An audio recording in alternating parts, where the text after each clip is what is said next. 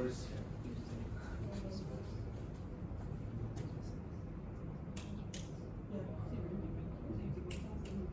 I think because yes. Yeah. Okay. That's how you see.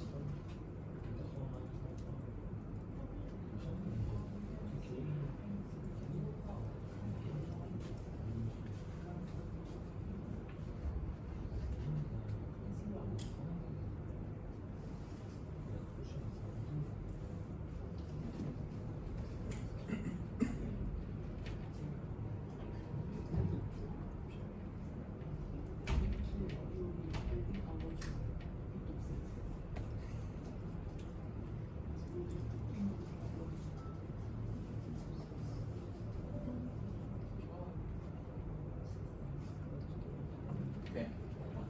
So you can hear me, right? Let's start. I was doing quite a bit of lectures in different places. In UK, here in a place called FinTech Academy, and in the US. And very, very often people get particularly interested about the topics that are in the intersection between AI and advertising. Because advertising is something that I'm busy with for the last 5 years of my life, and AI is something I'm busy with the previous 5 years. I was doing my PhD in computer science, very deep into building all those AI models and stuff.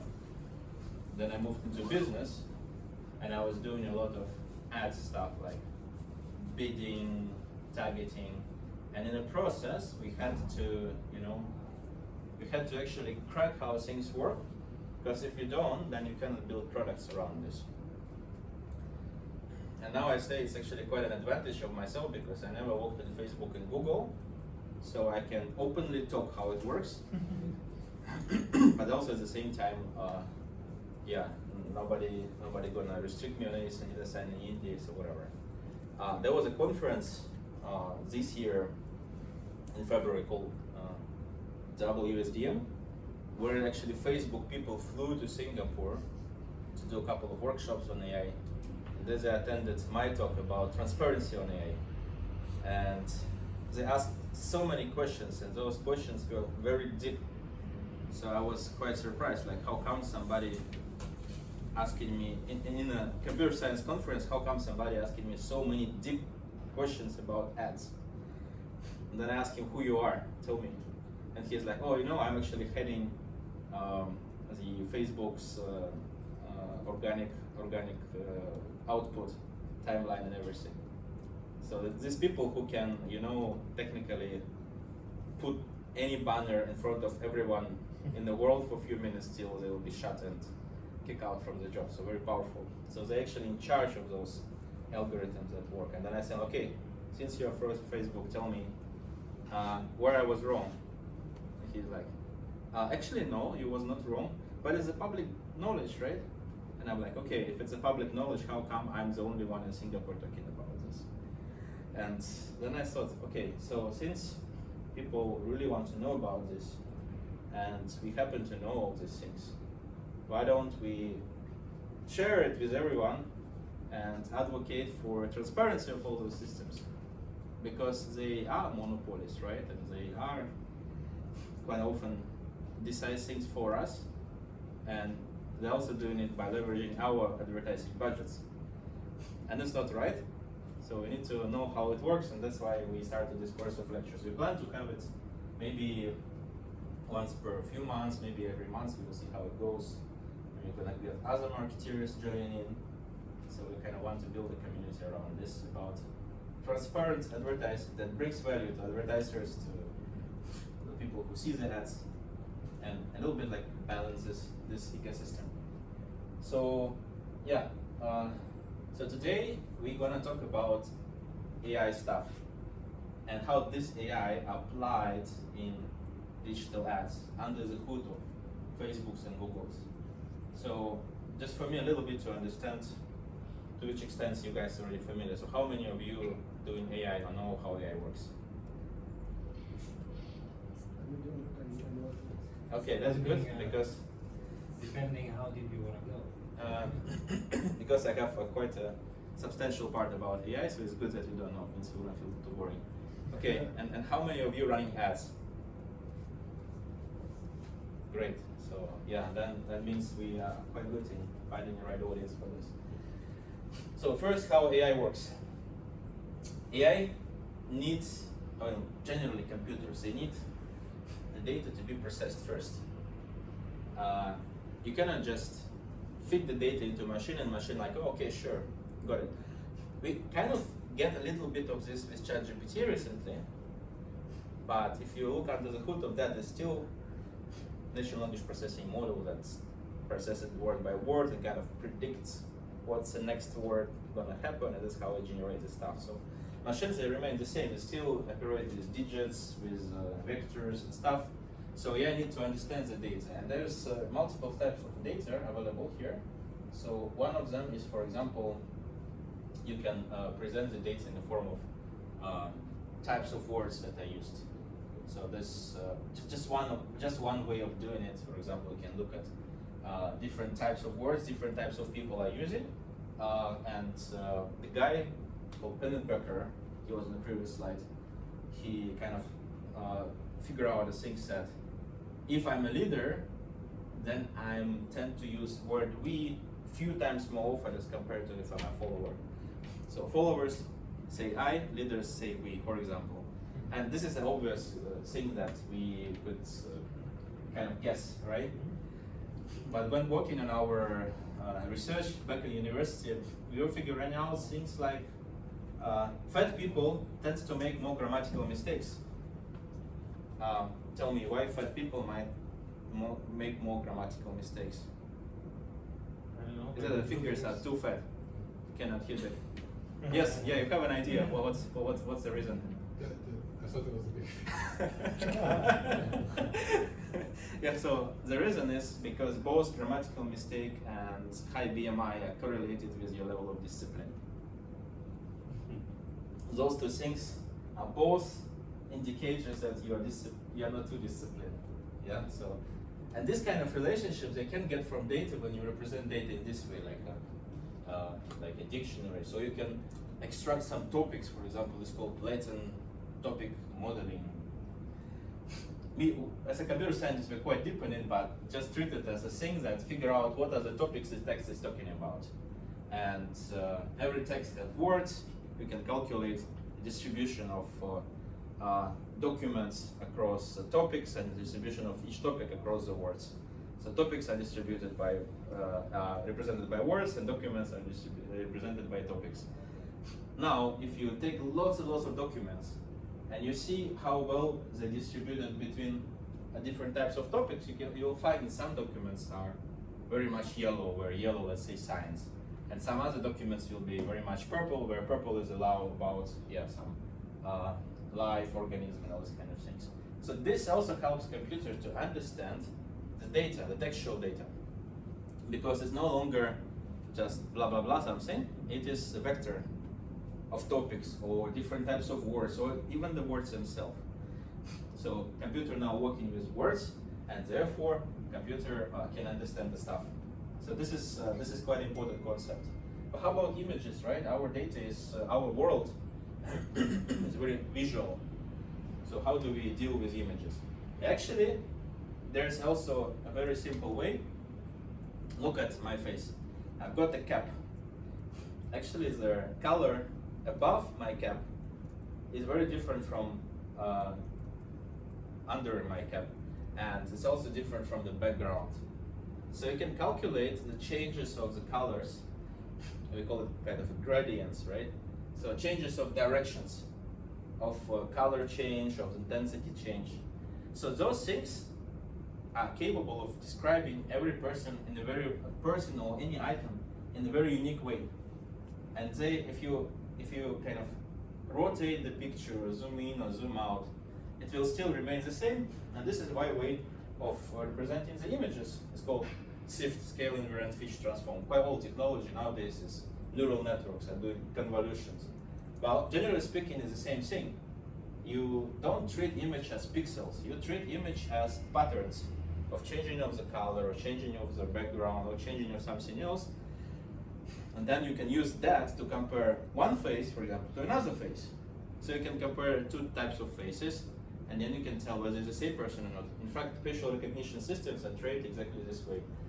You put a lot of faces of the same person, and then a lot of faces of different person, and you teach the machine, okay, this is the same guy, same guy, same guy, different guy, different guy, different guys. And the machine kind of able to figure out what are the same people, what are the different people. Every time when Facebook is asking you, is it you on the image? Do you think they're doing it because they want to, whatever, improve their service, or want to make you label your images easier? I don't think so, right? This is a training of the machine learning that is inside there, because when you explicitly say, yes, that's me, that's one more positive data sample that flies into their machine learning, and machine learning learns over time. Okay, oh good, that's the same guy. One more data sample. Next time I'll be even better at recognizing you, even better selling you something, right, as a user. So these things are all for the reason, and then then you can build a feature. You can build something called bag of visual words. Before we were dealing with things called bag of words, now we can do bag of visual words, which are different patterns, like the roof, the chimney, the eye, the window, etc. And then you can go deeper. You can figure out the so-called concepts, for example, like in the park here in Sentosa, you're gonna get stairs, tree, sky, statue, people. It's called concept learning. So if you can detect this kind of things and distribution of what is inside the image, then eventually you'll be able to figure out what the image is about. Think yourself, do you really need to see the image if you know that there is a Merlion, trees, stairs, and people into there? Actually, just the fact that there's Merlions there already tells you, okay, that must be either in a CBD or in Sentosa. Then, okay, stairs, probably both places. People, well, definitely both places. Okay, do we have lots of trees? Trees are only in Sentosa, not really on the Merlion Park. Okay, then it's Sentosa Park. So actually, computer doesn't need to know all the kind of stuff. They need these data representations to judge about different images. And there is big advantage of computers compared to humans. Computers are way faster and have much more memory. So over time, humans learn how to abstract, how to just focus on some very little detail, or build an abstraction. The computer are doing it in a much more stupid way. They just have very fast processing power and memorize everything. So if you, for example, talk about ChatGPT, that's really just a dump of internet. There's nothing smart inside there. It's just too big, and it kind of has everything inside. So it starts looking like it's creative.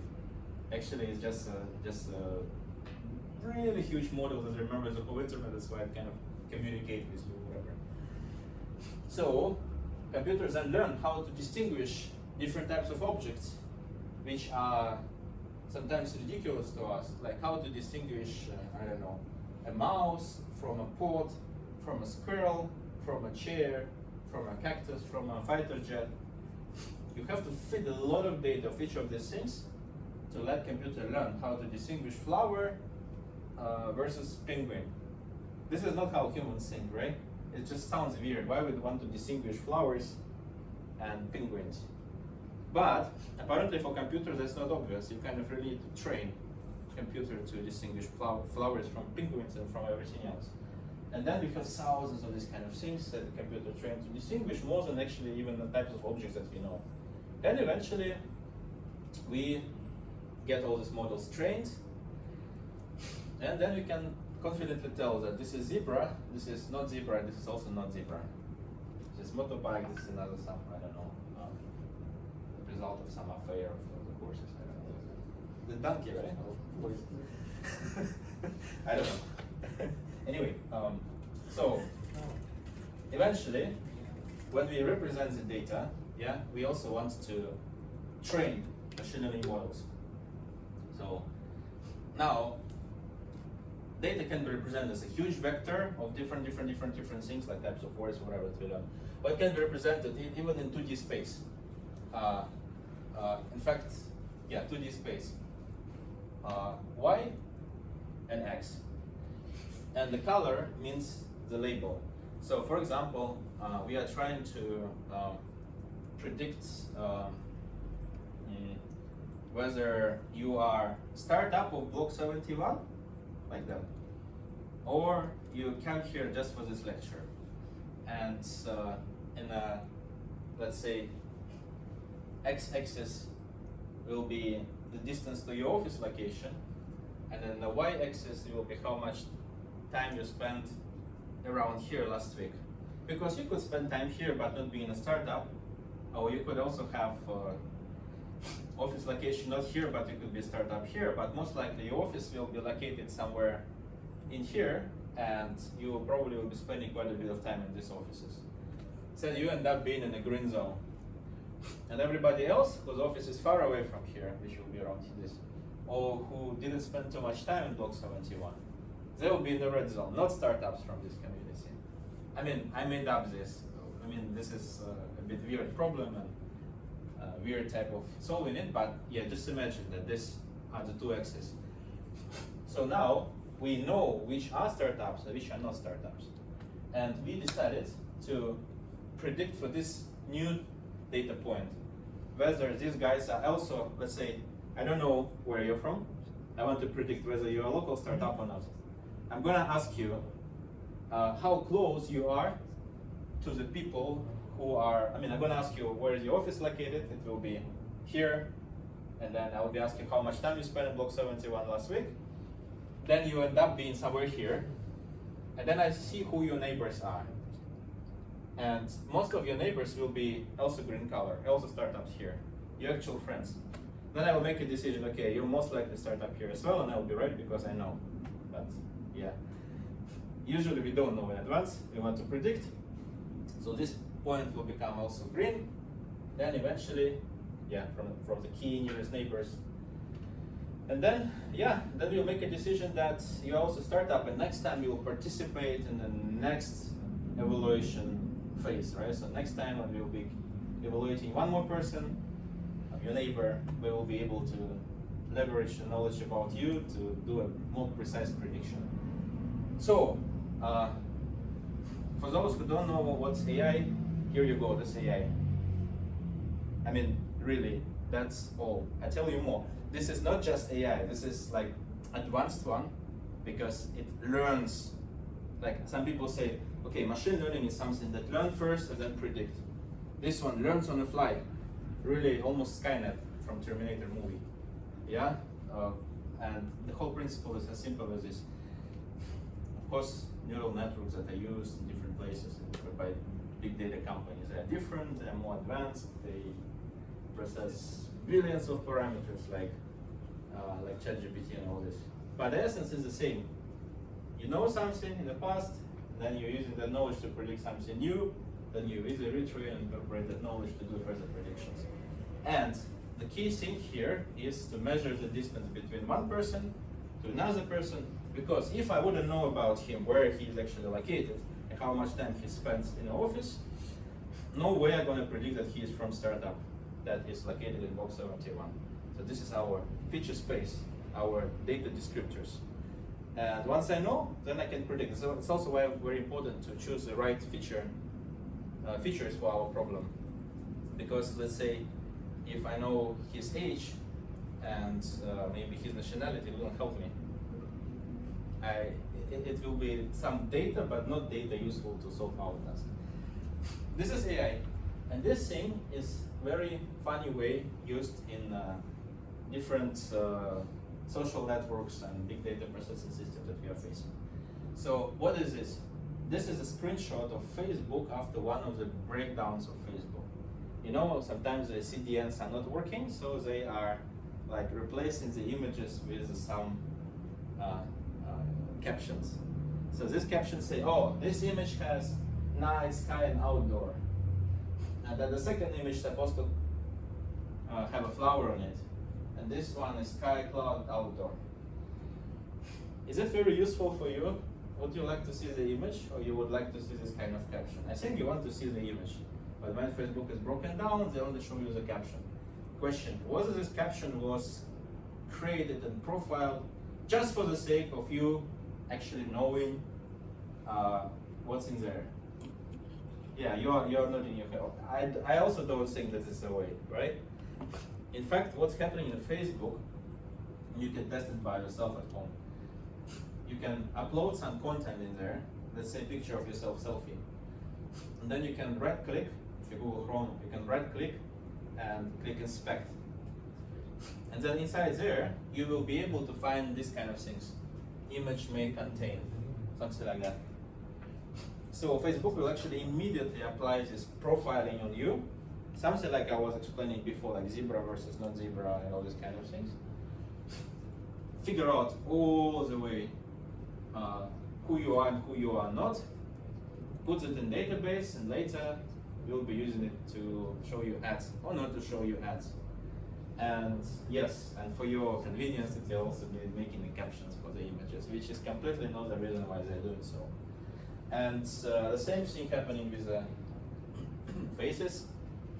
Like this was a funny Twitter post by somebody who had avatar of him in front of their the Last Supper, and then this is the original image. This is supposed to be an avatar. Avatar not display because Facebook breakdown. So he says there are 6 people indoor. If you count 1, 2, 3, 4, 5, 6, 7. So he's making a joke. Okay, this AI have missed out somebody. Either me or Judas. It's a good joke. Anyway, and then the same thing happened with other people, right? So with everybody witnessing this, the same thing happened with their facial recognition. As I said before, how does facial recognition work? Is that machine learning filled with a lot of images of the same guys and of the different guys. Same guys is called positive sample, different guys called negative sample. And that's how it learns this way how to compare people one to another and actually eventually distinguish whether it's the same guy or not. Then later they'll use facial recognition to track your activities across different places. Because for Facebook, the system that monitors you is very, very comprehensive, not just predicting whether it's the same person or not. They also predict who you will have been with in offline setting, and then sometimes they'll propagate their interest to you. It's like I was checking the interest of Facebook for myself. They were advertising me this machine called Thermomix, you know, the one that's, yeah. And that has happened after my wife was trying to buy one for the 2 weeks before that. So it's a friendship relationship on Facebook, maybe, yeah, we end up being in some image posted by even somebody else, but recognized. And also this is a website that you're browsing all the time, because websites have Facebook Pixel on it. And Facebook Pixel is a very useful technology to optimize your ads. It's on the bright side. On the dark side, it's a very useful technology to monitor what kind of websites you're going to. And since most of websites run Facebook ads, pixels are usually installed everywhere, and therefore Facebook actually knows, not just within the ecosystem where you are, but also outside the ecosystem where you are. Literally, yeah, there's a thing called Facebook Pixel Helper. You can install it and see most of the websites you'll be going to. Actually, there will be a pixel tracking you. Then Facebook knows what kind of website you can browse. And then Facebook is able to figure out some very interesting patterns. So this thing called audience analytics, it used to exist on Facebook, now it no longer exists, it discontinued it. Well, Facebook usually discontinue all the good things that they create, and then only push for those that help them to improve their revenue. So here you can see that people very often exhibit a lot of, we call it long tail interests or whatever, personality traits about these people. So you can see, for example, that in Singapore, all gender, females from 18 to 30 years old, every time when they go Burger King, they are also very likely to go to women's clothes shops, shoe shops, websites, and news media, ice creams shops, right? Yeah? Now ask yourself, now, if you are advertising, say, fast food, and this is just so much correlated, let's say ice cream shops or women's clothes shops, why would we put just fast food in our interest targeting? And why would our competitors will do exactly the same thing? let's say I'm McDonald's and I get KFC put in this. They will even be managed by the same agencies, just from the same group, probably just from different folks in order to like really make it a little bit look nicer, right? And everybody will put in the same interests. But the reality, even displayed by Facebook itself, hey, females who are interested in Burger King, they're also interested in clothes shops, shoe shops, news media, magazine, community, product service, ice creams, health and beauty. That's normal. Yeah, if I eat burgers, it doesn't mean that I always eat burgers from morning to evening. I don't do anything else. However, the concept of targeting interest is just inverse, and the concept that the agency, anybody from the agency here, by the way, because I have to be, I know at least one, yeah? I have to be careful, like all agencies except for yours, they are doing what? They are following the convenience pathway, and when they are running ads, for example, for reaching audience, they'll report to you, okay, you're a fast food brand, we run a rich awareness campaign for you, and surely all our interest targeting is related to fast food. But then the reality is there's such a huge community of everything else that are also going to fast food restaurants, right? But imagine how much bother it is to explain it to the client, especially if it's an MNC in the multiple levels. Why would I even bother? I will just do as it is, and this is partially the reason why I decided to start this kind of catch-ups. Because the way humans think is very, very, very different the way as compared to the way that machine is doing their jobs. If for me this meeting is casual catch-up of marketing interested people, for machine it's not more than screen, human, human, human, human, human, chair, chair, chair, and that's all. That's how computers see the world. But humans, then they sit in rooms with cigars and say, okay, let's run a campaign, let's make it really cool. What shall we do? What shall we target? Okay, that's good interest, let's do it. And then they put, and then it failed. And they're like, oh, what did I do wrong? Well, everything you did wrong, because you apply 30 years old marketing thinking into their AI systems like Facebook and Google have nothing to do with that. In fact, best marketers, in my opinion, are programmers and data analysts nowadays. And I have one person in the room who told me that he has an agency in marketing, and he only hires pharmacists recently to be his employees, because pharmacists are super attentive to details, and they can actually run campaigns much better than those people who get a marketing degree from university. This is a real story. That's what he shared with me. So instead of doing this, where the guy who pays the most receives the impression of the burger ad, we can know person's psychographics, like this. Yeah, I'm known as a marketing person or AI person, but actually I like to play accordion, but nobody knows. But I'm so much excited about accordion as compared to this, because this one is my everyday job, and this one is something I do when I have a free time. So actually I'm much more likely to react on the ads related to accordion as compared to ads related to marketing. And then, following the same principle, we can save a lot of money and time by targeting ads through the psychographics of the people. And I have to put some disclaimer here, right? So I split this course lectures over time in such a way that we go for one concept every time. I don't want to cover everything. So this time I really very much focus on targeting of the audience and how Facebook labels people. And of course, there's a lot of factors related to also how Facebook predicts whether it should show ad to you or not, which is happening in real-time bidding. So there's another type of AI looking at you at every moment of time and deciding whether you are likely to buy or not in this e-commerce shop at this moment of time, given your current profile. And if the likelihood is high, then they start trading you. And if somebody is bidding for you, then they might make a decision. So there's a lot of art and optimizing ads in such a way that the right people see the right ads in the right time, and you're not overpaying for that. But we're gonna cover this part in the next time, because this is more complex. And yeah, I want to tease you a little bit so you come next time as well. So yeah, so then you can find a lot of these different types of categories that you can target.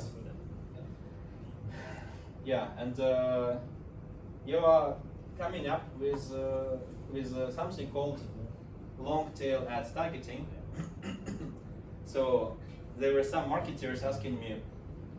I was talking with my client in Malaysia, I guess, and I said, do you know what's long tail targeting is? And she told me, oh, long tail is because there are many keywords involved, so it's kind of long. Yeah, and it's not really that. Long tail is explained here. So you get this dinosaur, right? It has a very long neck, means very expensive burger audience that everybody bidding for. And you get more specific categories like pastry, curry puff, Desi Sudai, yeah, doesn't matter, something like that in the Singapore setting. And actually targeting those things is much easier and better, and you get crazy audiences compared to targeting the burger itself. And there are many factors that affect ads costs apart from this. So those factors are listed here. I'm not gonna really go through in a very detail through those factors, but which one, yeah, I can cover maybe one or two. Which one is the one that you really want to understand better, how it works under the hood? Audience. Audience. Okay, yeah, so audience is one. I will cover that later when I show you a few examples of how companies doing that. But okay, sure, just glaze through. So audience is how you are getting those people, right?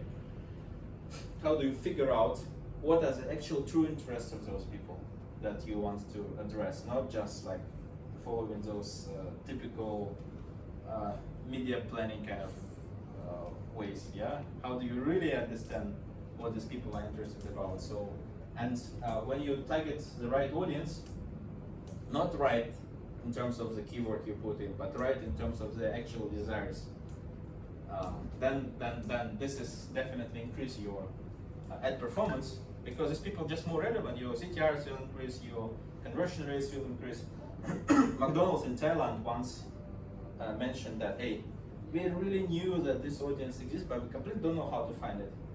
Because when you buy new ads through reach and frequency or whatever way you usually do, I just cannot find those audiences that I want to find. And that was an issue for them. And then they end up figuring out that actually the audience that binds them in Thailand is the office workers who are close to McDonald's because their offices are in the CBD area, and also at the same time can pay for McDonald's, because apparently in Thailand McDonald's considered to be a little luxury food, and it is more expensive than the street food that you can always want to get, but would be very different for, say, US or even Singapore. Yeah. So how to figure out those things in psychographics is quite an issue. Another one will be, of course, objective. So objective, really big topic. I'll cover it next time. But generally speaking, there's one thing you need to understand. How many of you know that choosing the right objective actually helps you or restricts you a lot from achieving your achieving your goals on digital? For example, selling better. Do you know that if you choose objective traffic or objective sales, that gives you very, very different sales numbers? You understand this? Who have come across this in your ads? Yes. Funny thing that in Asia, agencies still keep running traffic ads and then telling their clients that traffic is good. You see, this is your results. In fact, just one single action, change objective, results can be 3 times better straight away, but they will never do it. Because, yeah, why would I bother, right? So objective is very important, and objective particularly is the selection of machine learning model under the hood of Facebook that you want to use. Yes, so there's many machine learning models trained at the same time. One model is trained to predict engagements. I'm really good in finding people who are gonna like. Another one is trained to predict clickers or landing page viewers, those people who really open the page and really load it fully and start browsing it. There is another model that is really good in, say, predicting lead generation. And there is another model that is good in predicting purchases with a higher ROI, which is called ROAS in digital ads, right? So these models, they are independent. If the model is very good in predicting, say, clickers, most likely this model will be quite bad in predicting people who will be your leads or will be your sales. And also if the model is very good in predicting people who are gonna like your ad, it's actually quite likely that the same model is quite bad in predicting those people who actually click your ad and will go to watch your landing page. Because it's AI, it's not humans. AI is trained to do, in quite a stupid way, trained to do one thing. So if you tell her that these guys are gonna click, then it will really train how to predict this click, and it doesn't care that it won't bring you any sales. But for sure, clicks will be cheaper, 100%. Then you would say, okay, why don't we just always choose conversions? And this is another thing. Those people who are gonna buy, there's a much smaller pool of people. Most people actually not gonna buy, especially if your product is not very common, so that Facebook haven't seen so much of your product before.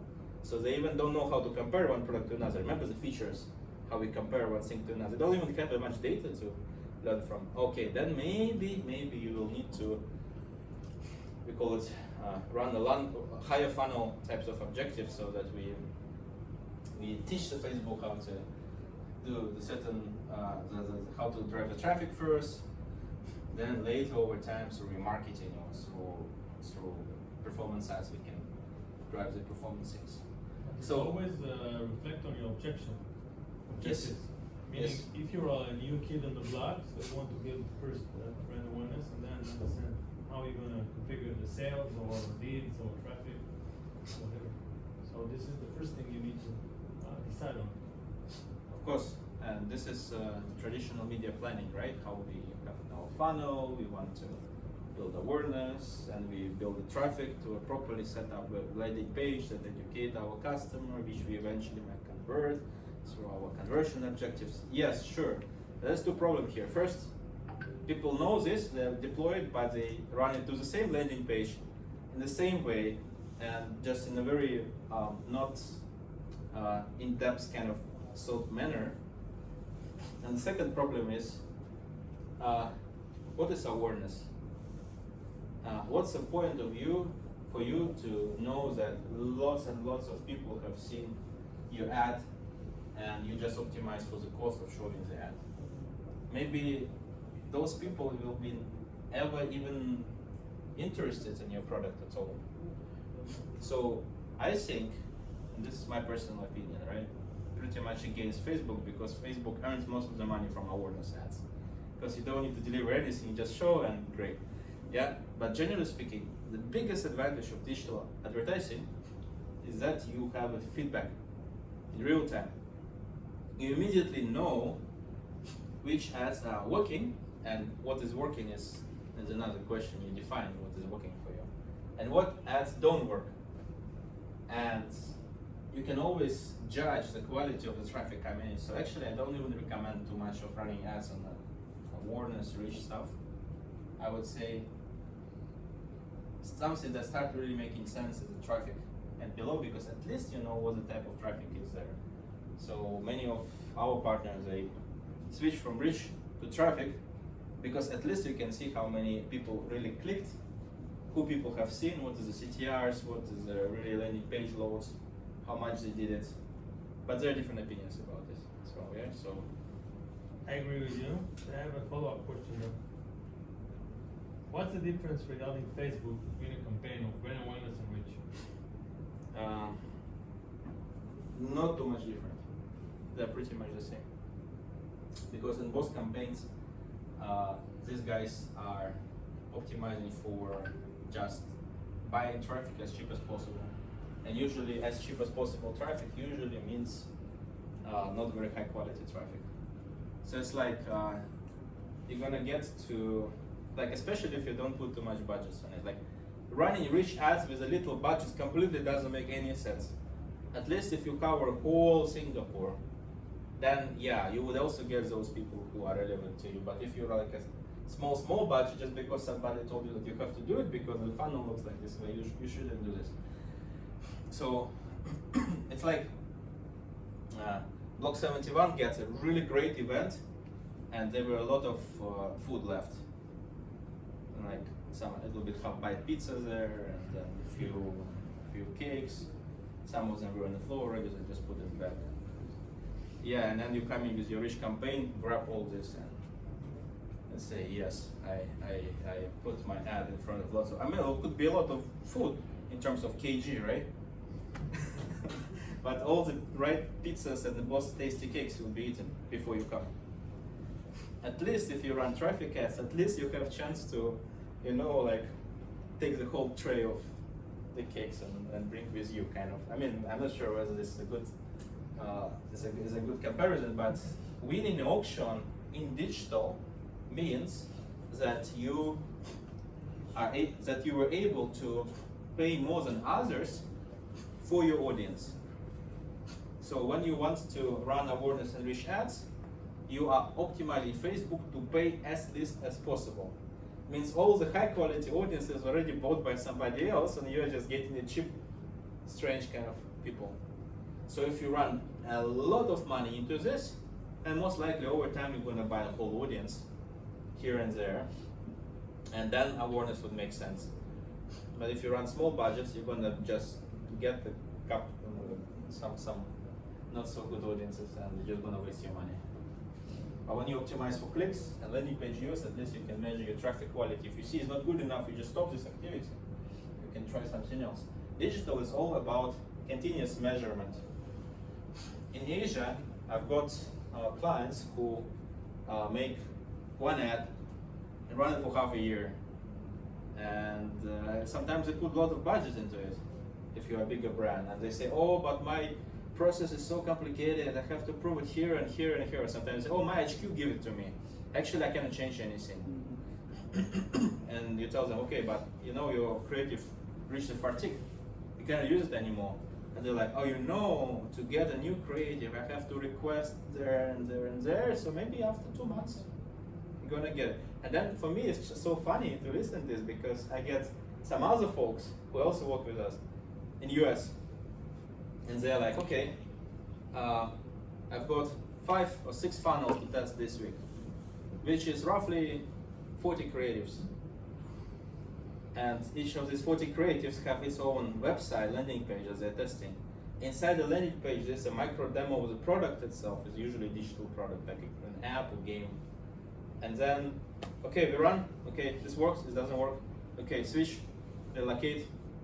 Within 2-3 days. And they're spending millions of dollars, and at the same time, Facebook person comes to you and a phone call with a blueprint and say, okay, your ads must finish the learning phase. If your ad haven't finished learning phase, then you cannot switch it off. Of course, if you switch it off, they wouldn't get their revenue, so you shouldn't switch off your ad, even you see it doesn't work. Else, this learning phase is a great thing, because reaching it means get 70 events in one ad set. Means you have to, wait for some less than a week, depending on your product. And till you reach that, Facebook tells you, I'm not responsible for your results. And when you reach that, they tell you, oh, your creative is too old, you have to change. Change creative, okay, learning phase starts from the very beginning. Amazing idea. I think this is one of the best Facebook creation in the business sense. You're kind of never responsible for anything and just charging everyone all the time.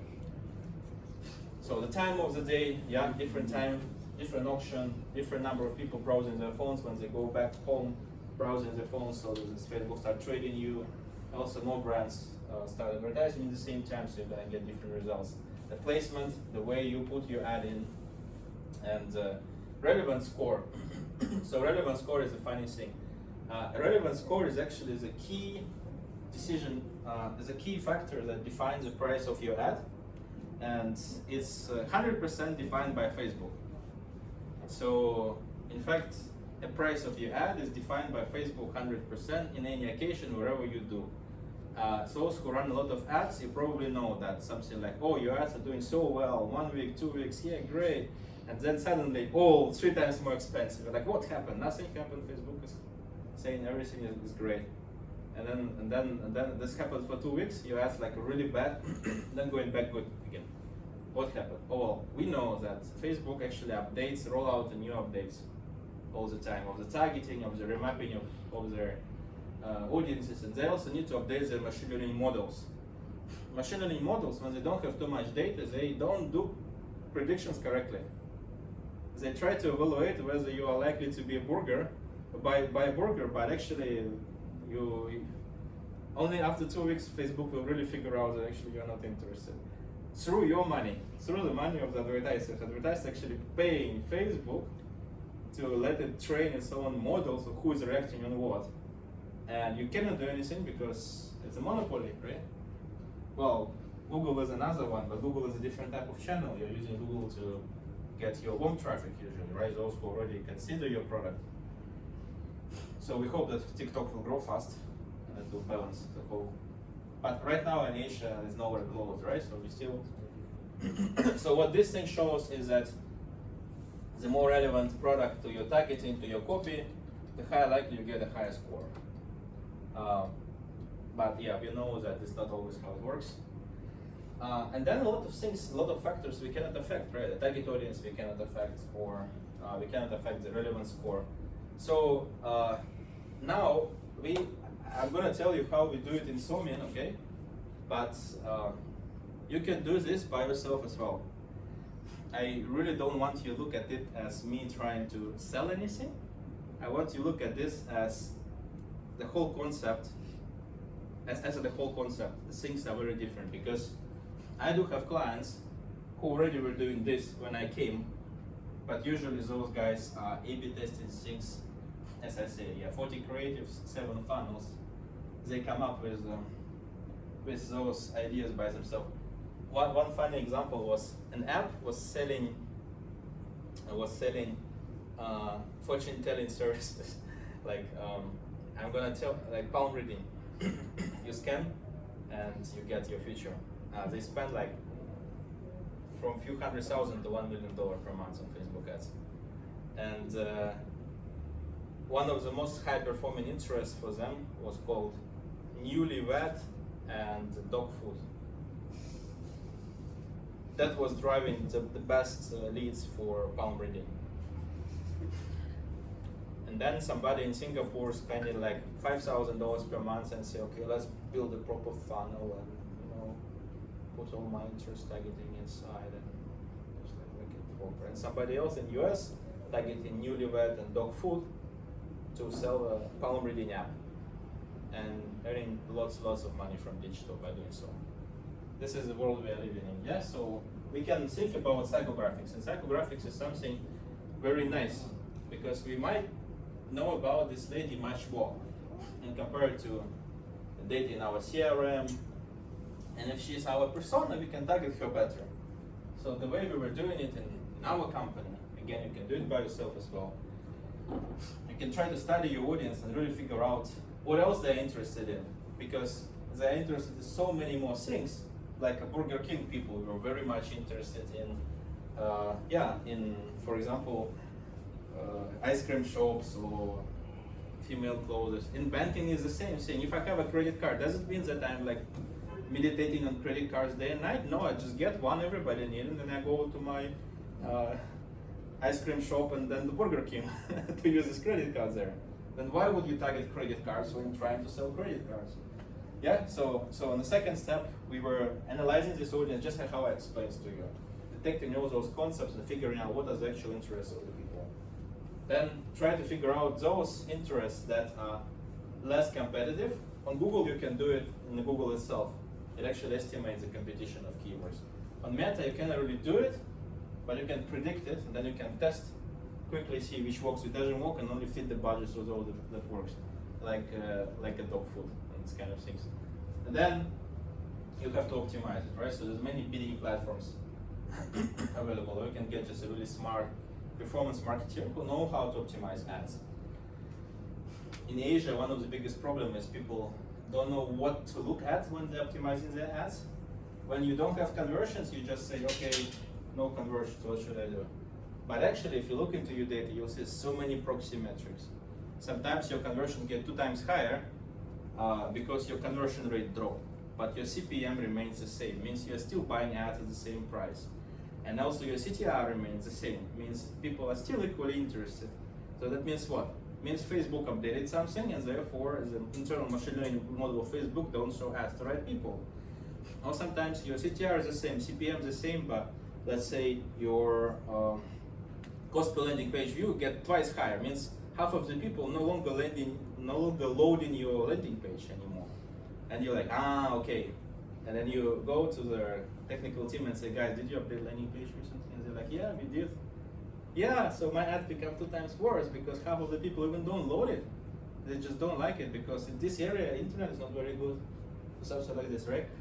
So if the people in your team understand all these things, which makes them pretty much almost like a data analyst and a marketers, then actually you can do very good ads without any platform, without anything. If you don't have, then then you might need to find a performance agency, put some software in place and whatever. So, yes, so a couple of examples. This one is Huawei. So we found 360 audiences. They were originally using 11. This is very typical situation. Those 11 audiences were something like mobile phones, websites, historical purchases or something like this. Cannot show you the real numbers, they're in millions, but whatever. So then we run twice more budgets, and this is confused. Then we get more than 50% more purchase value and much higher ROAS by targeting all those psychographics of the people. Yeah, so it actually helped quite a lot to figure out that, particularly for Huawei, there was a pandemic on that time, and people actually cannot travel much. So they accumulate a lot of resources for travel. And when you target through different kind of beach type of interests, like a beach ball games, travel packages, to sell phones, it actually increased the chance of selling phones because people were pretty much interested to buy a new device for their new travel after the lockdown has been released. How do you figure out those kind of things? It's very dynamic, and sometimes behavior of the people is very dynamic as well. So if you have a really big A/B test to test all these kind of things, then eventually you are able to do a better job. So, so get a high conversion value. Okay, this is ROAS distribution, how many ad sets we used, just to show that usually when you run the A/B test, you run a lot of ads. Yes? I just want to clarify one thing that you present. Meaning, like 360 different target audience, which you have like personas, right? We call it AI personas. They could consist of newlywed and pet food and just work for some reason, as compared to something that should work but doesn't. So you compare like 360 to 11 traditional way of interest. Yes. Right? Yeah. But apparently part of this 360 were already the 11 that we already choose. I know we usually don't intersect them. Otherwise, it's very hard to conclude anything from the test. Okay, honestly speaking, both of these groups could be mapped to the same person. So you still cannot completely eliminate it. But if you don't overlap the interests, it's already much better thing to do. Yeah, so we got this swimming suit. So people are much more likely to convert in e-commerce for Huawei if they have a swimming suit there. And this were the interests that correlates with conversion rate the most. So so to sell phones at that time, you should target swimming suits.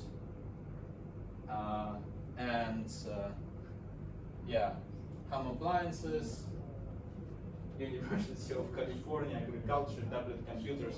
Tablet computers is the first relevant interest there. Retail banking, not relevant, right? So this is out of all those interest categories that the platform is trying. And yeah, it was like some footwear, beachwear, bikini. They were correlated with ROAS. So means you target bikini, you're gonna get a bigger average purchase value of Huawei. This has been presented in quite a big marketing conference, okay? By the agency, not by us, by Webmaker. What was the reactions? Similar to yours. No. I mean, it breaks the whole world. Like another example was, okay, tell me, why would I want to say some cybersecurity, and guess what I need to Google this. I give you a fact. In order to sell diapers, you should target inflatable boats. As a marketer, tell me why. Inflatable boats for fishing. Huggies has increased more than 30% ROAS by targeting inflatable boats instead of diapers. Why would that work? Because the men probably buy the diapers. So those marketers with experience, they always jump back and say, of course I know, there was a very famous whiskey example, right? When you put whiskey and diapers nearby a supermarket because fathers tend to buy whiskey when they get a newborn. Yeah, and this is famous story, actually, right? It's many years already. So they say, okay, fathers want to go to do fishing, right? Because I also got newborn just 1 month ago, so I kind of can relate to that. You want to get out of the house. Want to get away from all. Yeah. But now I'm telling you the computer science explanation. So inflated diapers look similar to boats to computer vision. Facebook confused diapers and the boats and mapped a lot of mothers to boats. Then Somin did the same mistake. Test, oh, works. Okay, let's flush the budget through that. This is probably one of the most ridiculous. This is not even psychographics, it's just how machines work.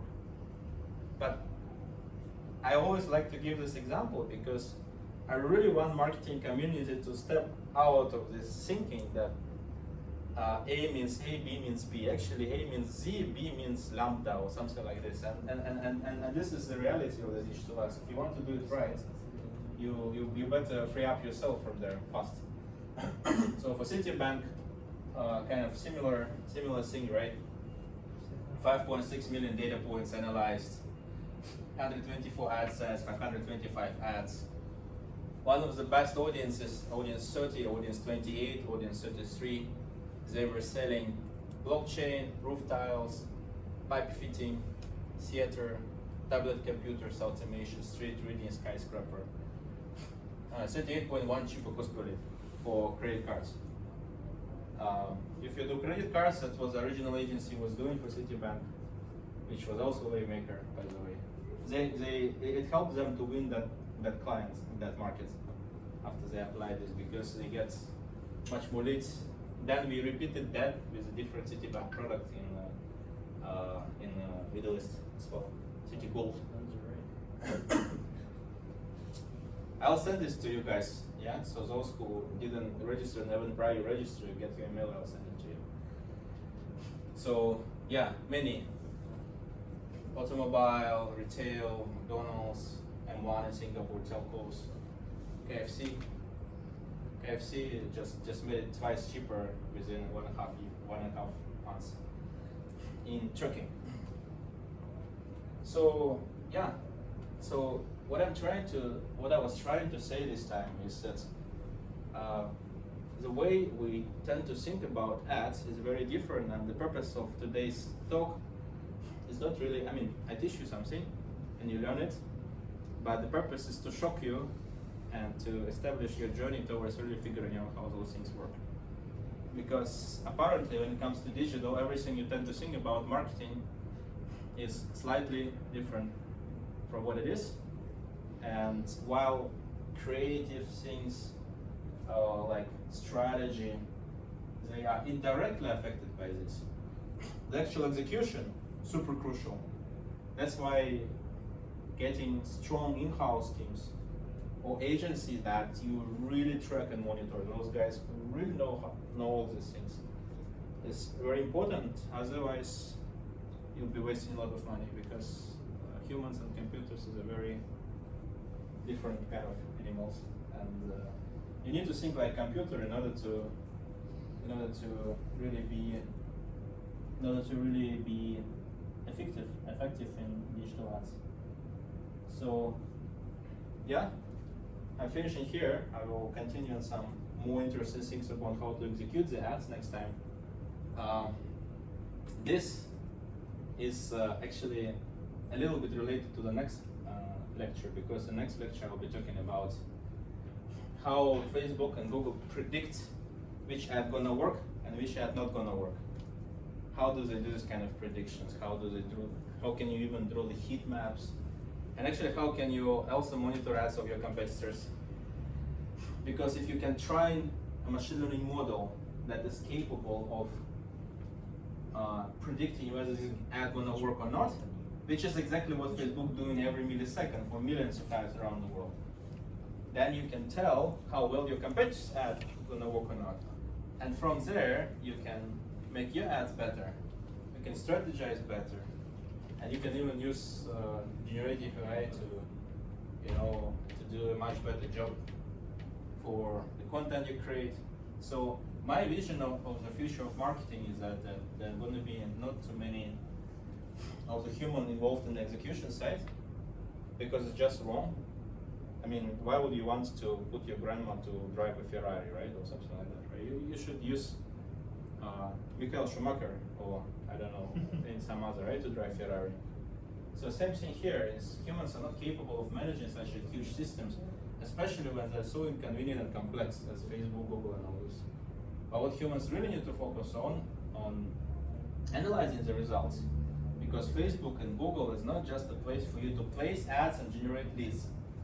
This is the best ever focus group for you to learn actually who are those people who are reacting on your ads, how they react to ads, what type of content works and doesn't work for you.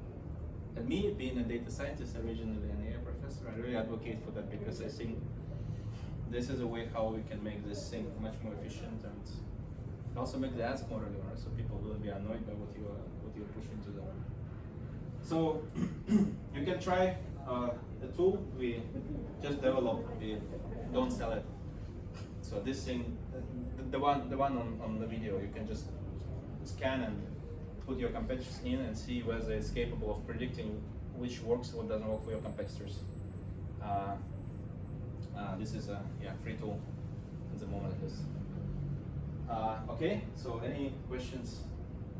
Anything else? Thanks for the questions you have asked. Yes. You made it seem very simple how you had 11 traditional and then 368. Yeah.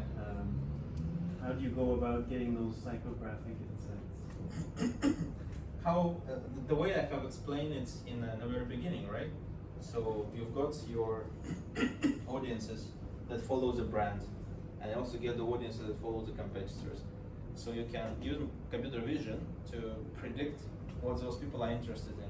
And then if you see that over a huge population, few millions of people, there's always dog food and newlyweds there, then okay, means you should sell apps through that. I mean more practically, how do you get access to that information or data? There The concept I understand. Yeah, so there are many tools, like on Google, for example, you have keywords research tool. That thing tells you what people are interested in, what they're bidding in, and what else they're interested in. So actually you can use Google keyword research tool to do Facebook targeting, and vice versa. This one way, yeah? There are specialized platform for this. I mean, our platform particularly doing that, but that's for enterprise, right? So for those who have a bigger budget usually.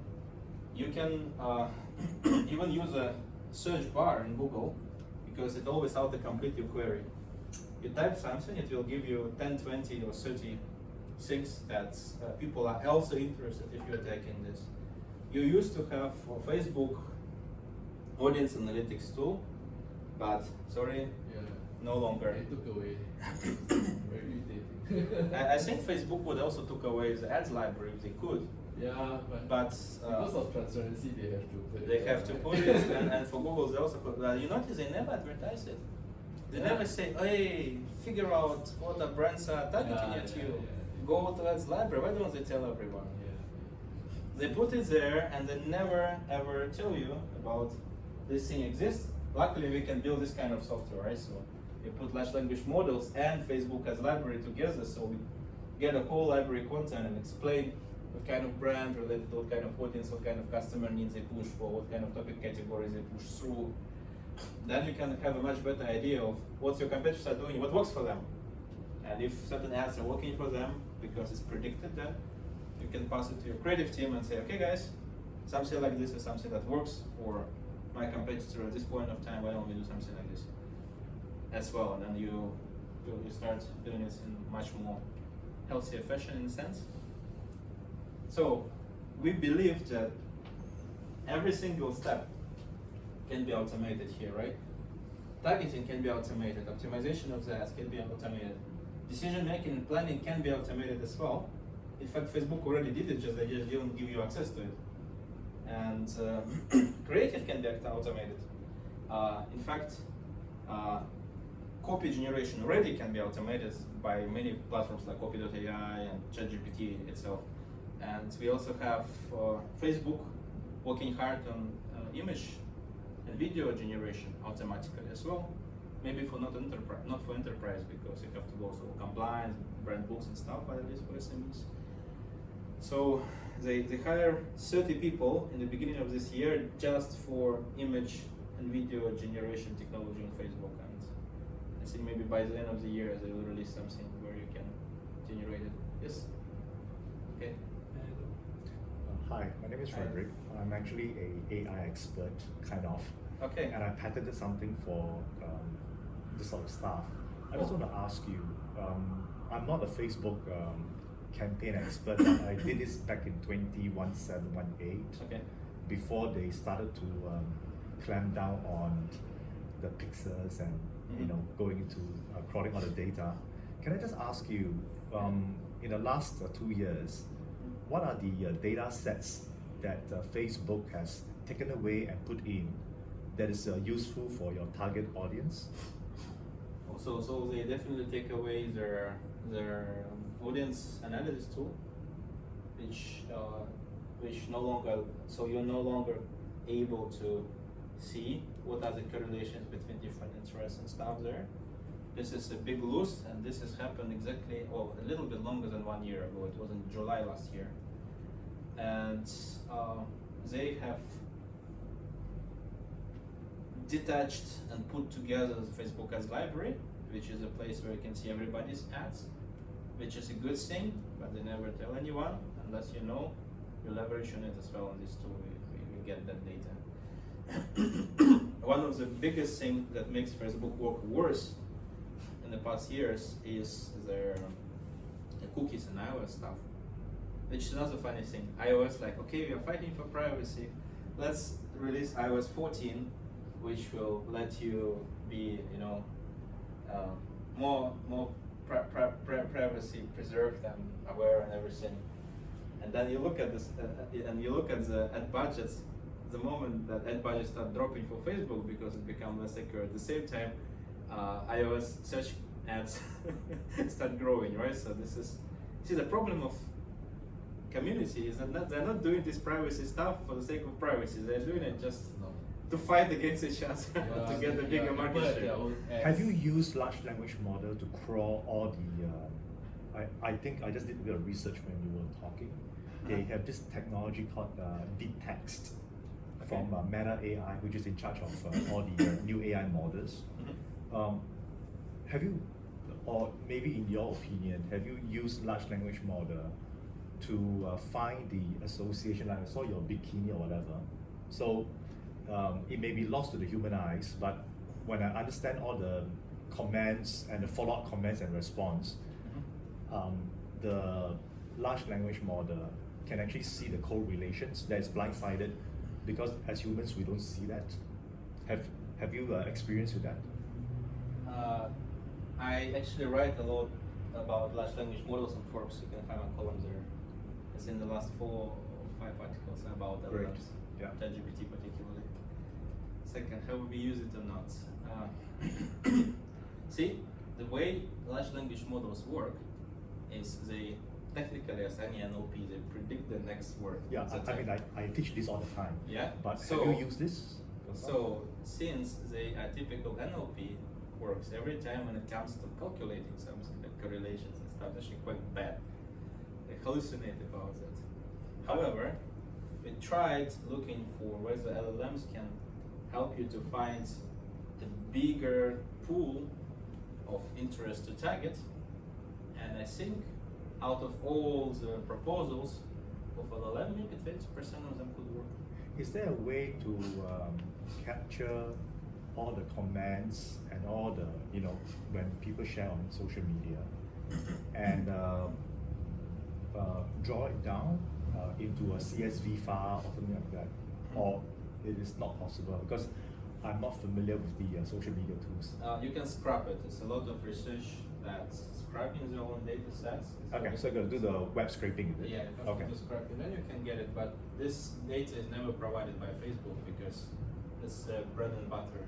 They don't want to give the data. They in fact try to protect it, and they lose few court cases But the that's last a- few years because it's public. No, that's a I can data technically calculation. hire like 100 students with a piece of paper and write down all these comments on the paper and then put it in the scanner and then the OCR. Then what's the difference with scrapping? No difference, right? Technically. So actually before it used to be a problem that startups were always failing those court cases, but the recent 3, actually scrapping is kind of fine already because if it's public, then it's public. You don't need to. So you can scrap, then you can try to fine tune. But I guess what you will receive is a fine tuned LLM that is quite good in generating comments for the posts, not really the psychographics. I think we can solve that already. Yeah. Yeah, So- I'll share it with you. okay, sure. Are you actually able to tap into ad account data? Well, if you have an account connected to the platform, yes, you can, of course. So you're able to connect? Yeah, you can detect some fluctuations and spikes. You can try to. We are working on detecting ad fatigue, for example, or seasonality, or auction saturation when it's just too hot. You don't want to participate in it. And you can use large language models to explain, give recommendation. I asked Sam Altman when he was traveling He was to here, Singapore. Were you Yeah. there asking the question as well? Yeah. He avoided twice, isn't it? No, Huawei. he answered my question pretty well because it was about the future of their system. So I think it's pretty clear. LLMs and ChatGPT, they are not about generating content. It's a very surface type of application. Everybody have fun with, but it's not the main thing. The main thing, at least by Sam Altman, is last time we had computers with perforated cards. Then we get keyboard and mouse. Wow, so many people can access computers now. But then Steve Jobs came and then they started doing a touch screen. But so much more people can access smartphones now, right? Now new LLMs is actually a new type of interface between computers and those audiences that actually have budgets, but also at the same time the entry barrier was too high. Now it's not. And that's why if you look what kind of companies OpenAI have invested in the past 2 years, you will see all these companies are traditional digital businesses with LLM on top, so that you can talk to Photoshop and say, hey, make me something nice, like, can you make this pull up for me? I want it be greenish and my banner inside. Okay, sure, let's do it for you. So the biggest advantage of large language models is serving as an interface between humans and computers. And this is actually very much about the same topic I'm talking to. We need more technologies that can bridge humans and machines. And I think this is the biggest potential of LLMs, in my opinion. And Sam said the same thing. You know what we call that? Yeah. We call that language user interface, LUI versus GUI. Okay. Yeah, so, yeah. User interface through a natural language. I think that's what going to be happening with us. So what was the question? There was a question here. Yeah, Yeah. most of you spoke about Facebook and a little about Google. how TikTok is gonna go into your journey? TikTok has hired lots and lots of Facebook engineers when they spin off in Singapore. If you talk to TikTok 4 years ago, their head of product is ex-Facebooker, the whole engineering team is ex-Facebooker. You look at interface, it's kind of Facebook in early days, the pixel is. So we experimented with TikTok a lot. We believe TikTok is pretty similar. However, TikTok had an issue 2 years ago. When you start running conversion campaigns there, they just don't have enough data to predict who's gonna convert or not. So they were just very good in engagement ads. But now they release these shopping ads, and lots of brands start using them. So they're getting lots of new data. So I do believe that TikTok will become a good performance channel within the next 18 to 24 months. That's why we also push more efforts into it. We want to be first as a company in TikTok. It's coming. It's similar to Instagram last time, right? Instagram was boom, zhu, and all the budgets are there. Not even on Facebook. It's actually an Instagram. It's a placement of Facebook. That's something, you know, ever since they do that. That was right? first question there. Then Yeah, you. go ahead, go ahead.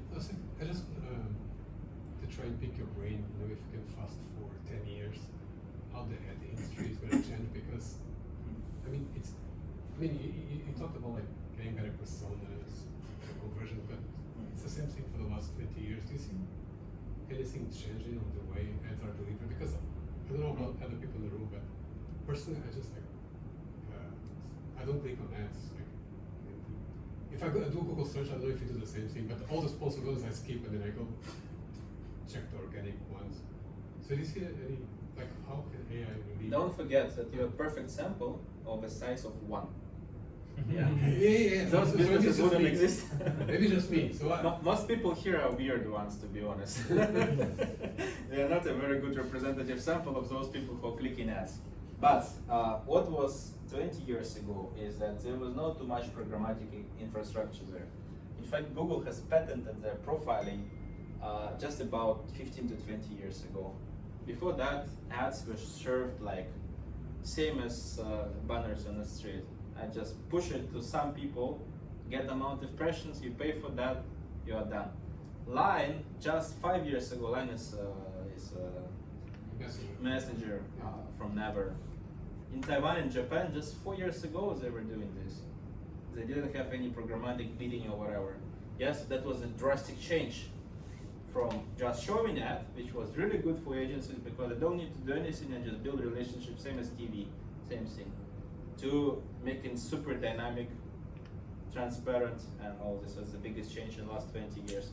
What's going to happen in the next, not 20, but I think few years, is the agencies who are rejecting to transform will get a hard time continuing in business, because you can see that in Europe and US already. There's a lot of strong in-house teams are built because revenues from digital are getting bigger and bigger, and as COVID has accelerated that. So since revenues from digital are getting bigger, well, if you spend a lot of money on ads, it doesn't make sense for you to do it on the agency. You want to do it really well by yourself. New generation of marketers are growing. They are really, really much deeper into calculating things compared to the dinosaurs. Yeah, so they slowly start doing things differently. And therefore, over time, agencies, in my opinion, will start taking more like data consultancy roles. Like, I'm an agency, I have all the tools, I'm really good in using it, I'm gonna just plug in all this infrastructure into what you have, and you're gonna be more efficient. I'm gonna empower your team. Those agencies who say, I'll do everything for you and sell you an Excel spreadsheet, they will work for a while because of the global contracts, relationships and stuff, but this thing unavoidably die, in my opinion, because it's just, I mean, you can have a car or a space shuttle. What's the point to ride a bicycle around, right? And these things say, you want it or don't want it, it will not change. You have to just either be with it and direct it, or it's like, you know, a good example, the chimney cleaner, the last one lost his job, I think in 70s or 80s in London. It was a really, really good chimney cleaner. but nobody is using chimneys anymore, right? So even if you are really good in those kind of communication, politics, client management, over time you have to get new skills. I think the biggest change will be on the shift from this traditional type of agencies into in-house, the adoption of a lot of tools. That's why we're building this business part of it. And yeah, so that's why we started these talks, because I feel it's just, yeah, people need it so much, and hopefully it was useful.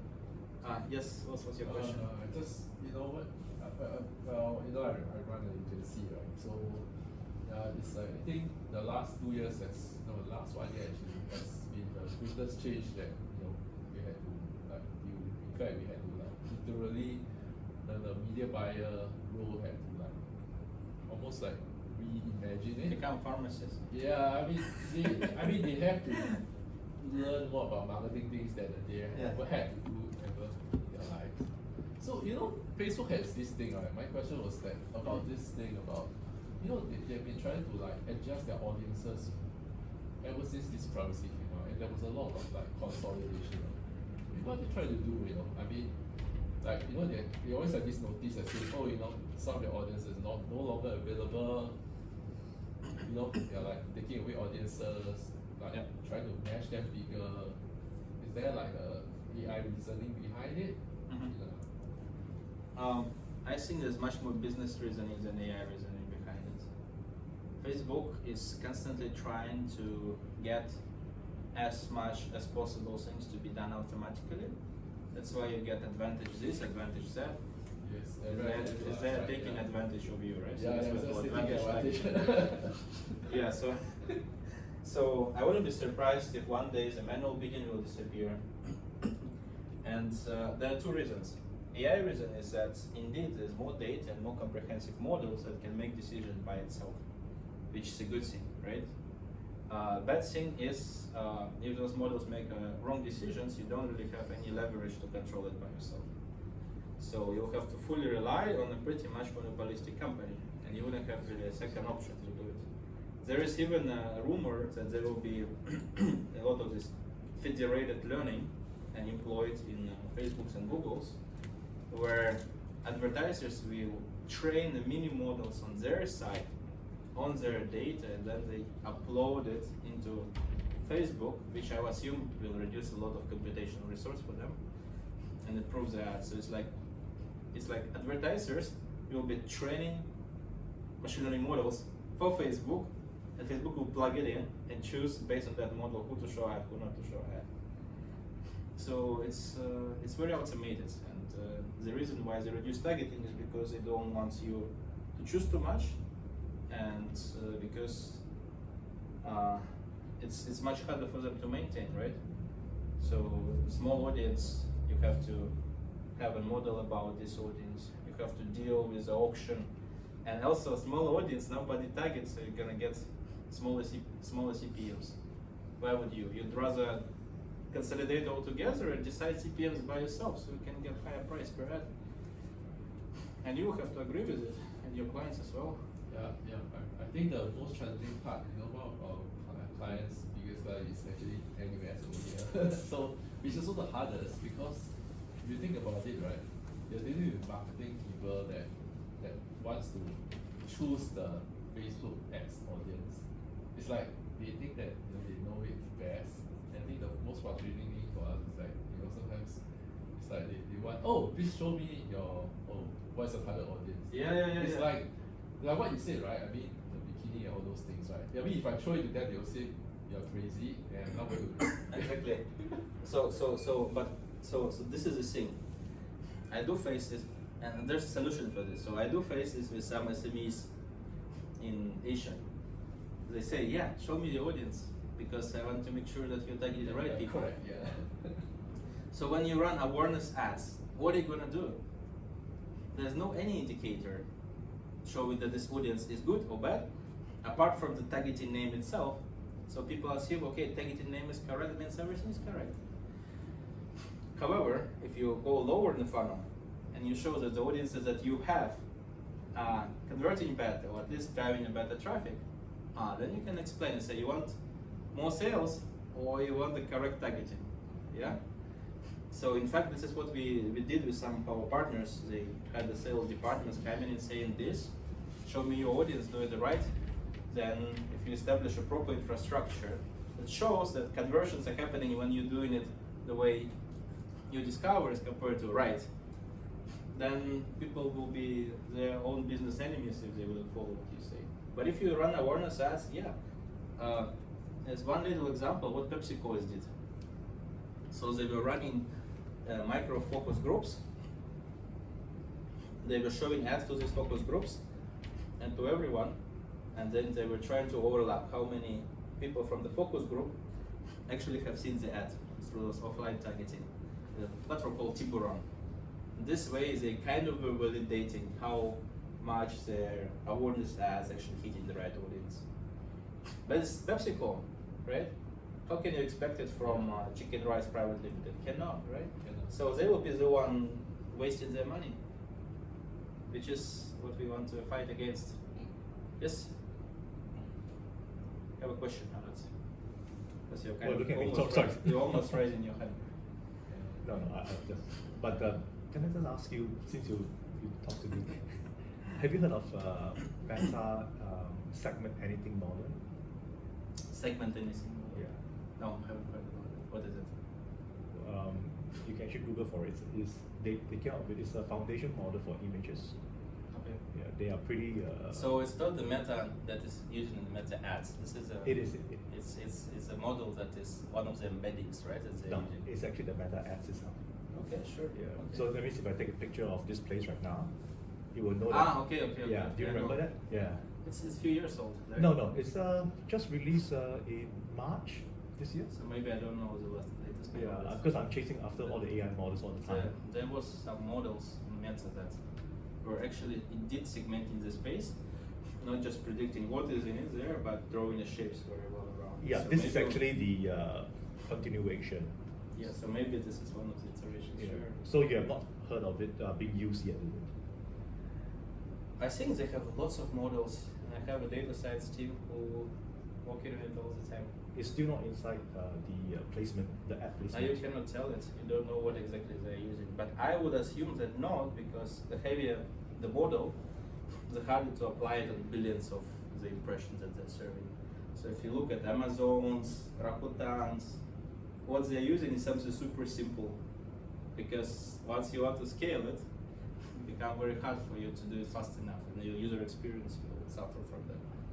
Like Rakuten was using collaborative filtering to No, they recommend were, it just 2 years from ago. the foundation model. I think likely, let's say I want to advertise projectors, I'll take a small model out of it, so that I keep it within my domain, because I don't sell furnitures.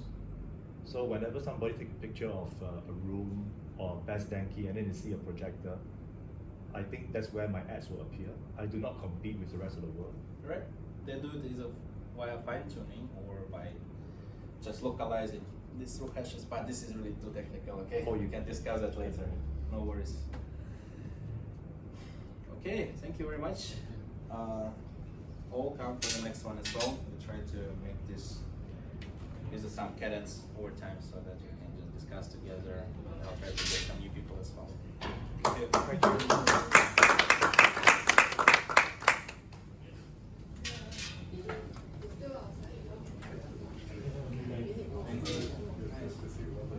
I try to. I don't discuss it at all.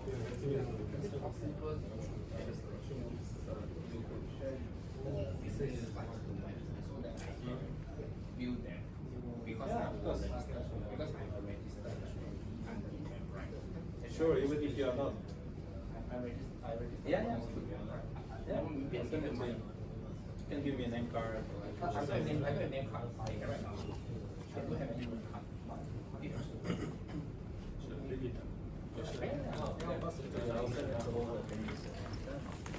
I have emails, right? Even right, so I can send it to you. My one is Chuyao Media. Chuyao Media. I hope you can send everybody who will be in Eventbrite, I will send flights to them. Again, for like Eventbrite, that's the EBT. I'm gonna change. Yeah. Oh, is it? Yeah, I'll send it to everyone. No worries. Yeah, sure. Hey, we can check out some little bit of it. So what do you think? I Thank think you it's very much. changing for previous site. So what do you think the future of dinosaurs like me that prefers strategy, different things, marketing and business strategy before you go to the hardcore of digitalization and Okay. I'm actually running the AI program right now for startups. Okay. Yeah, so No, this is not, I agree with you 100%. Yeah, so I think the agency I think for the pattern like 2011, I haven't until 2021. You want to be I got data from people and that's why I always ask them about the data and see how they I agree with you, interact. I mean, most of the money is going So like for example, if I were to say that money out of it. Not just coffee Facebook, but and then Facebook maybe for awareness. example, and I can actually find Like the something that is just and I'll tell promoted you trading. That's the best what are they business and how are they being related. They Like, just for example, less people. now I'm not a to think founder. about it. Yeah, I was interested. What do you do? From the venture that's builder. Venture require builder, okay. So I actually only more really expensive and smart people. And I think I know. And because of that, Not you sure can they be need more more. Typical data scientist. More intelligent. And we stop If the data science, let's be correct, it's not AI. Data And science is getting you I look at a lot of startups coming through the incubators. like the I short think that bit, they don't understand the one page that you need to know all the results, and then you only need to take a decision. Upload that. They had, Like you, when you will see, for example, Yeah, they four upload different data, they features upload of PDF, all they have is fixes, ChatGPT. and then you'll say, okay, I know now what we need to do, because this audience is performing better, so Our let's job is not do different things. We take 7% equity in a startup.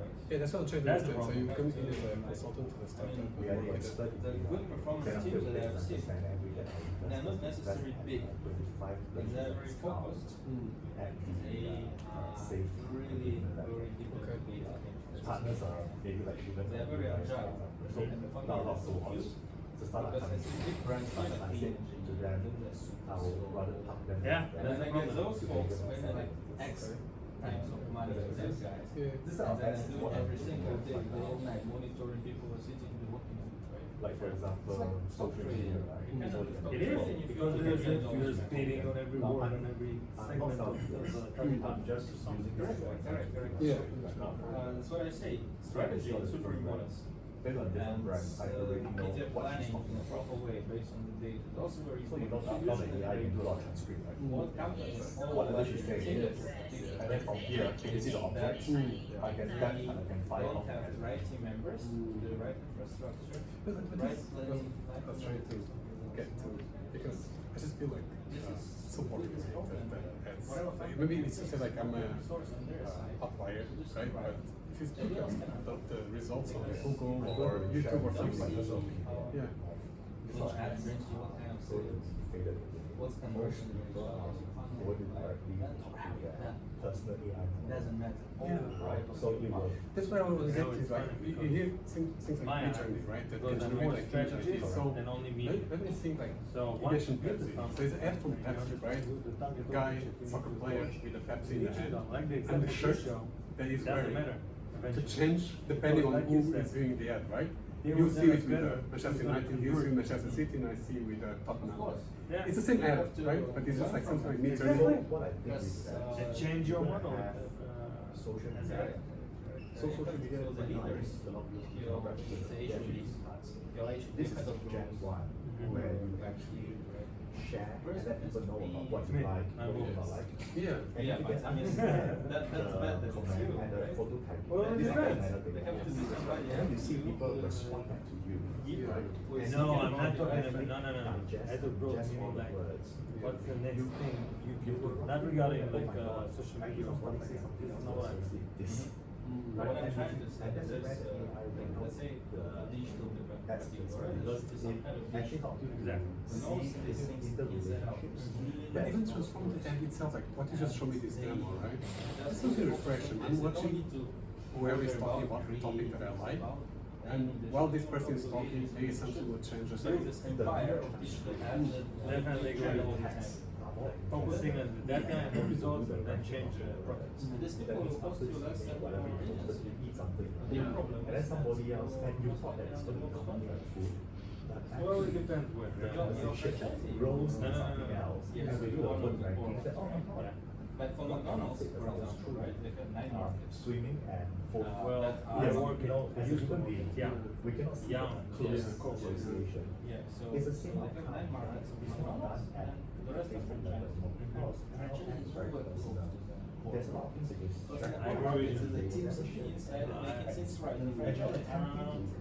I don't mind, I don't know. It's so Do this social media things, it would be okay. Come over here. Yeah, yeah. Which So is where do you share teach? Where do you lecture? When the two are put together. In US, we very popular. And what do you lecture in? Actually, courses? actually, I have one course super deep in computer science, which is just machine learning. Yes. Really? I'm in the free for So who's it for? definitely For? because of the Is ages. this Yeah. so musicians I or wanna No, share just my for life. computer science students. Oh, okay. Like those who directly stuff. And another one, which is my passion, which is marketing AI, So today which is exactly about seeing what you see, trying to understand how it works, how to crack it. Because I feel this So in other words, very you're unique searching. knowledge that's not available in the market, and this is the right time because this is Really? transitioning. So getting it to more people. So basically, you're using Sharing all these things because if I don't know, especially just by curious, what are you doing in Singapore? Actually, I relocated from one job. And I'm exploring it. That's why What there I'm are gonna do here. categories of such services. This is why I'm interesting. Where are you from originally? Russia. Yeah, I'm from the accent because I used to work with like keyboards. Are you in sort of I haven't started but yet. But So yeah, but I haven't really. Do you know some people? it's gone. Yeah, Yeah, like you who? know, right? Like so much only which You is can very just good describe it in again. general. March. Yes, that's right. And it produces the what that I didn't know there's a noun. Yeah, that I believe you were. Yeah, you're right. So that's why they're scrambling. Yeah, Right? having fun. be a place where you will figure out what to do here? Yeah, also I'm thinking about, I used to be a lecturer So today I professor just wanted to of strategy of marketing, by the way, in colleges in Israel. So what Do you think it's a good job here? I think so. Yeah, it's a good job. The future of S. I want to go to the I'm actually looking at NCR, I heard it's very good. Yeah, I said it's the I best do not know about in S, school. but I know a lot about AI. I'll bring a computer expert. Will you be able to help and connect to people or I don't know? I'm not any permanent role.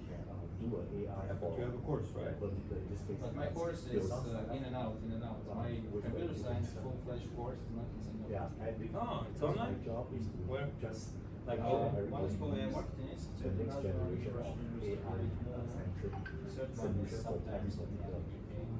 Cool. I can show you something that is so I mean, you can be a full-time professor if you are running. For example, I agree with you. So how many people do you if I wanted to do Chinese one, I don't know whether they train in another We used to be 45, but then we used So to this is only the explain the myself. startups No. Okay, so This is good. Well, we'll be in touch through LinkedIn because I'm getting some people that want consulting. Yeah. I started doing some consulting. It's not new. it's not new at all. But It's actually, around universities 30 don't years. get I said that when you But universities will charge you 50%. Really? Because I'm getting If you're a professor, you'll get half of your income too. It's nothing much. So this is another reason why I'm never When you leaving. use the cameras and find the face, that's AI. How We the are not the companies first that to can AI. my income at the university, because they feel it's because of them you are so demanding, but actually it's because of you. Yeah, because of the experience and what you bring to the table. Tell you what then. Send me the details if you want. Do you have a card or something? I don't believe you have a card, right? Digital, like me. So through LinkedIn, please send me details because if I want to recommend of a good marketing company, I would say media company. Think, right? This is yours. You are the GM. Okay. Thank you very much. Bye bye. It's 1 kilometer down, 1 kilometer there, you're screwed. We build a GPS into the map to make sure you're not going to lose. I'll do that. So you can see that for So will you example. host it more regularly? We're planning for 2 months. Every 2 months. If the supplier Every month is a little bit. is gone, Yeah, I just a word that you don't live here. You live here? Or you I just travel, live here? so I travel a lot. I live here. I do not know whether When it's you the run the same model company, here. I'm doing a lot of I was at home for community, this one. kind of charity kind of thing. It's a little bit hard, so. So many space service in the company. Yeah, This is true power of How many clients do you have right now? If supplier A is gone, what's the impact? So what the AI asks understands supplier A is supplying this client and what decision is supplier A. If A is gone, what's the impact of this? brands. And then it goes on to say that what are the recommendations? So most people think AI right now, dimensional scale that is control F. Basically right now it's a GPS of the itself. Find your text, and then from there explain to me right the way. Yeah. And then from there they do some analysis. 90% of startups are at that level. Which is no bad. Yeah. So Really, I've it's done not bad. marketing for What we are looking one of the for is startups called in known India. I relocated unknowns. That means it's called and known expand unknowns. and travel a I lot. do not know what I do not know, To see. but I tell you what I'm Have doing. you heard of CD? And you help me to unlock. Can you remind me? Now, the S is what I do. I do not know what I do not So know. we were the first D2C But company. I know the help. No, so we're not Point, CD, we are what are the agency. data sets that I need We spent in close order to to make my 200K more US and productive and more on Facebook. Yeah, I mean, it's exactly why Facebook gets now, even now, all the current. Yeah, so it was a lot. And I just came so that I could meet people and It is still the Inside? one of the I went to events right and saw always like always try to instead of like when there and what I way you thought, go okay, to I'm keen to know Or how other brands are kind of using you just simply don't know if you're not enough budget, you just have to like, go on one target day and then pray for And that's better. what I'm saying. So what I suggest is that if you know of it, don't look at me because I'm not Yeah. Yeah. But if you know Yeah, somebody because I've who used a is couple of especially you people work there, with, honestly, in right, India. and they actually enjoy doing this those are type of companies that can actually share with them the learning model. Someone like It hasn't yourself, really for example, worked. you do your own business mapping. So I I'm do the gonna- duty on the AI. You can do your duty for good startups, start. founders, Yeah, budget is everything else. 100. That's how we actually do. And then you can be able to hey, you be smarting from left to right because you don't need to build. Like one You just of need our to make sure that the clients startup, okay, can service you because from there you can fundraise.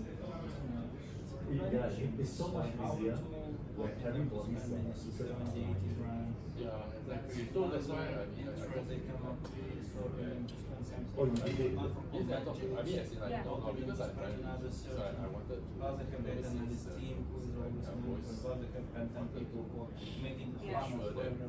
Yes. This is a game you play kind of fall from what self kind of tools can we come right in this Right. country. And so it is always a thing, right? Because it changes the business, it changes the way that people So, behave in US. Without these companies, you can't to grow. You have your So, CPA or and I don't know, whatever. I think the only difference is They that say, okay, why don't we because try many to agencies bring another hundred? because I come Not necessarily bring it down, maybe. No, so I'm a okay. So so I'm I'm serious about yeah, it. I'm a Smart yeah, so users. I'm a master CS. So It's trying actually to not bring costs marketing down, trade. right? Okay. So that's why Cost I always should be find always this the way. border of I always the find country. I always try to think of You. Why do using it now, why do you using say? this stuff, Why you don't believe that? you know. Because Because I don't have time to go and, like, if you're bringing your cost down, yeah, And you shouldn't